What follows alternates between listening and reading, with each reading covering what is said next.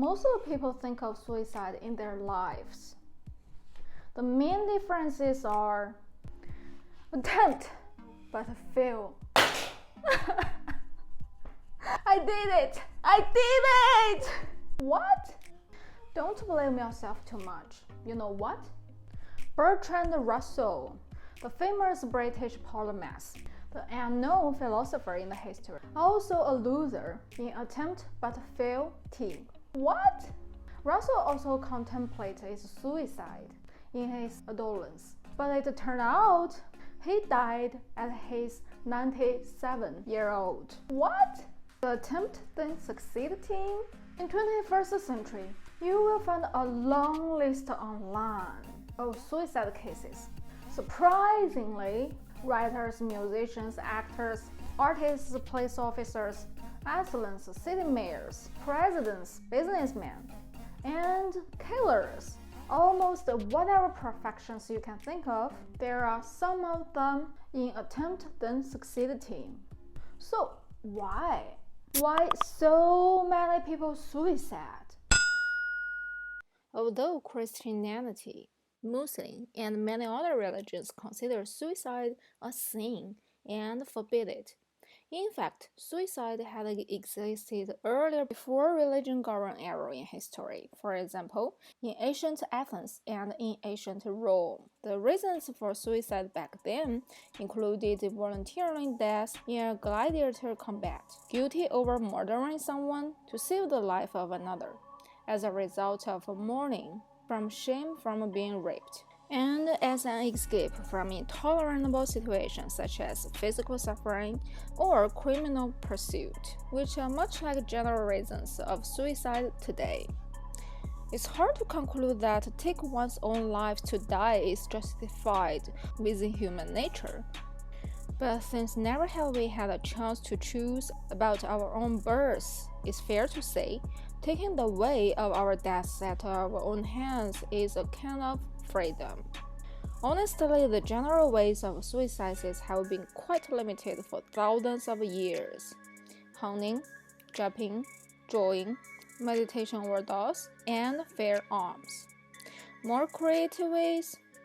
Read the book of Bonnie Suicided by Andy Riley, which bring you more hilarious methods and make you laugh to death.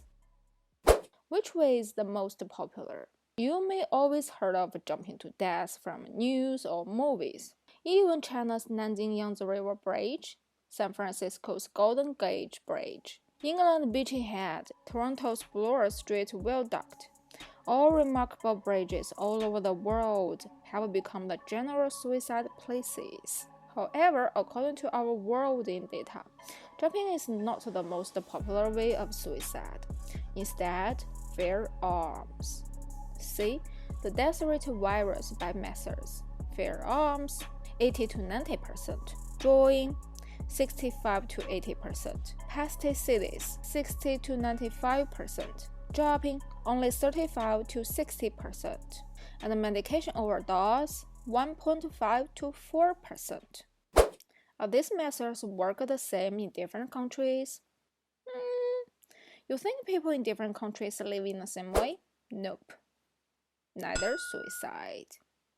Currently in the United States, 50% of suicide involve the use of firearms, with this method being somewhat more common in men than women. In Japan, self-disembowelment, known as seppuku, still occurs. However, hanging and jumping are the most common. Another high-rank suicide way, pesticides, is another China's characteristic. In China, the consumption of pesticides is the most common method, especially in rural areas. Because for one thing, pesticides is one cheap and common chemical for farmers' families. For another, there are large amounts of rural elders who traditionally believe their altruistic suicides can benefit other young family members from a financial burden. Maybe due to numerous skyscrapers in limited land in both Hong Kong and Singapore. Jumping to one's death is common at 50 and 80% respectively.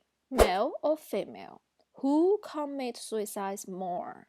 Sex and gender factors in suicide also varies in different regions. In general, nowadays, in the Western Mediterranean, suicide rates were nearly equivalent between male and female. In North American countries, such as America and Canada, and North Asia countries, such as Russia and Ukraine, suicide rates in male are higher than those in females. But in Far and South Asia countries, such as South Korea, China, and India, the data are the opposite. Suicide rates in female are higher than those in males. Why? Basically, people in Europe have been enjoying the highest level of gender equality, so that's the suicide gender data. In North America and Northern Asia, males suffer more economical and political burdens than females, which probably account for more possibilities on suicide cases. In Far and Southern Asia countries, women suffer lower gender status and bear more altruistic kindness for others, such as the China's pesticides cases. In what age people prefer to commit suicide most? The rate of suicide is highest in the middle age or elderly. Both for men and women, average age of suicide is between the age 30 and 49. Interestingly, the absolute number of suicides, however, is greatest in those between 15 and 29-year-old, due to the number of people in this age group. What's reasons for suicide today? As you can see, in different cases, in different countries, in different gender, and at different age, people commit suicide by various reasons and in different ways. By age, in my opinion, people in all ages do have their particular reasons to commit suicide. At a young age, in 10s and 20s, youngsters who feel trapped by some difficulties in life tend to be impulsive and become more likely to be influenced by parents, teachers, peers, media, and other external factors. However, growth is like climbing mountains. When you get up on a higher level and look down, you will find what you experience in past nothing actually. In 30 to 50s, the most people will face the so-called midlife crisis, financial burden, jobless pressure, marriage crisis, existential crisis, use-lose, and fear of aging, age gap between parents and children, huge sense of loneliness, even if among a big group. All this may crash one's life fairly.